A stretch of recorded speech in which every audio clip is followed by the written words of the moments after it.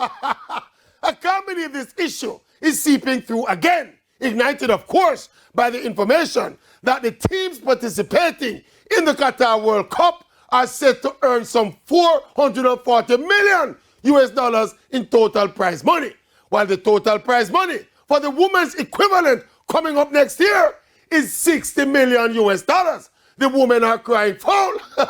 Instructively, the overall FIFA revenue for 2022 is $4.6 billion.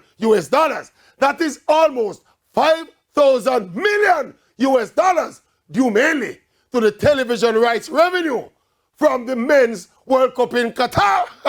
Of course, this is essentially an American debate. The USA women are 4-time world champions, multiple Olympic champions, and get little or nothing compared to the USA men's team that never reached a semi-final, much less to win a World Cup. The US women said they want justice, but you know, this is the simplest thing to explain.